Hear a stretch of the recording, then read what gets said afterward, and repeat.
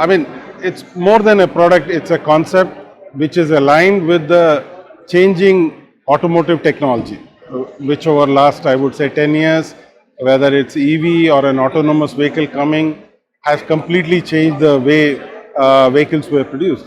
And second, the customer expectations is also changing. The people who take their car to service also expects a different level of. So we have tried to understand, the both part of the thing, and we have come up with certain. I mean, one of the project that we are trying to show is a diagnostic lane. Now, today the customer would like to understand if his vehicle is serviced for a particular reason, there has to be a very transparent way that his tire is bad or his brakes are bad. He would like to have a scientific way. This is a very transparent way. So we have come out with a futuristic diagnostic lane where 7 applications or 7 service requirement, the machine itself can pick it up and in 7 seconds 7 minutes, give a report to the customer for him to choose what he would like to do. And he will, and these are very important things. We are talking about the tire depth gauge, we are talking about the dents in the car, we are talking the braking efficiency, we are talking about the headlight alignment. So it's all to do with the comfort that you would like the car to give you and also the safety of the car. So combined together, we feel this is a very good value proposition for our customer, so that a report is given and it avoids the argument to convince and to sell a service. It's a machine which is telling you. Another productive gain for this is once the customer agrees for certain services, as the vehicle goes inside, the operator knows what is wrong and how much he has to correct. He doesn't have to diagnose it again, which anyway you were spending time. So it adds productivity, it adds productivity, it has transparency, and more important, a database is available for customer to know what were wrong in my vehicle and for dealership to know that these vehicles are coming with certain defects. So that's one idea. Second change, as we all know, the EV adoption is increasing. Well, in India, while it is low, but then the majority of OEMs in the calendar or in the FY26 are going to launch their EV products. Now, majority of other equipments are common, but we are talking about a battery in place of an engine. So one of the requirement in short while is going to be how do you manage the battery? Okay, how do you understand the health of the battery, which is very important because it's also a safety item. It's also something the car owner depends on. If it says it's 80%, it should be true 80%. So we have worked on the various solutions that are globally available to customers of Tesla or BMWs of the world, and we have tried to bring this and complete the whole thing. So the whole idea is to redefine ATS, which is nothing but automotive technology and solution, and be ready for the future requirements of the company. That's the whole idea. In the process, you see 2-3 equipment being developed and displayed. There are few more in about a year's time on the concept that we are displaying are in the final phase to be deployed to the customers. Well, if you look at the passenger car growth, we were expecting about 7 to 8%, but it's not likely to be beyond 3 or 4. While the volumes are flat, but there are many changes within the volume.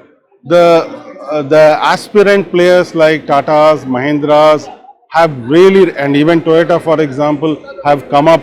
While the volume remained same, the volume for these OEMs as it increased, that called for increase in network to service those volumes. So those things have helped us.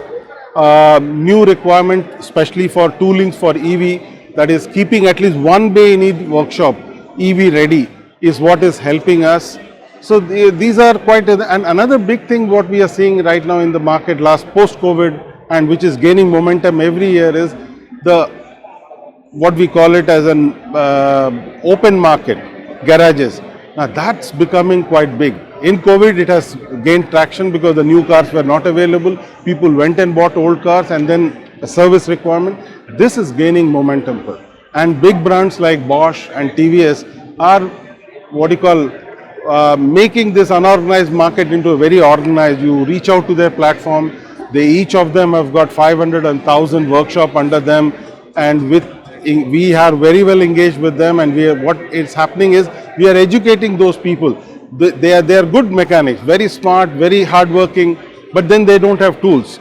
So through this platform, companies, we are engaging with those segments, trying to tell them the advantage of equipment, productivity, because the same customer who goes to an OEM garage, he expects the same service. Now, how do you do that, right? So that's a transition, as also we are part of it, and we are seeing a pretty good success out there.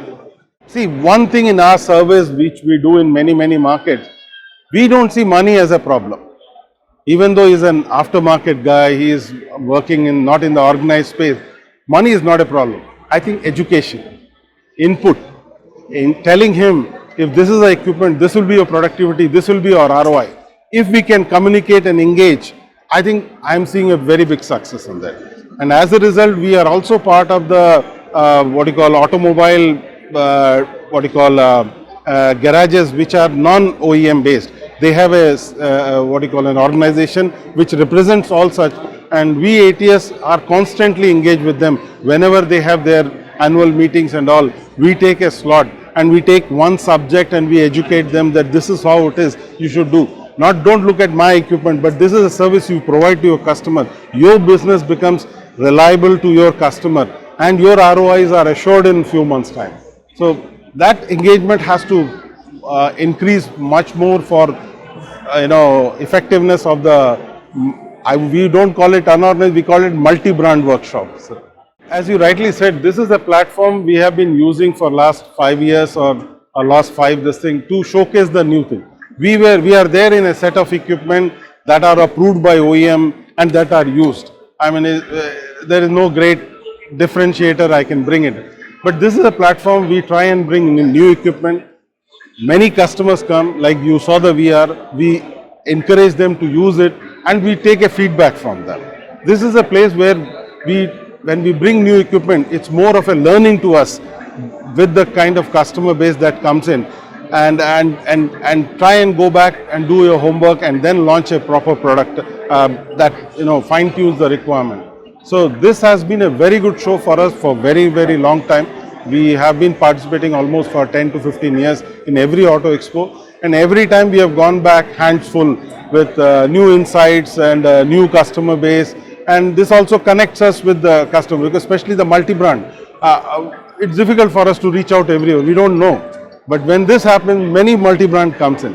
And they many times come with their own ideas. Why don't you do this?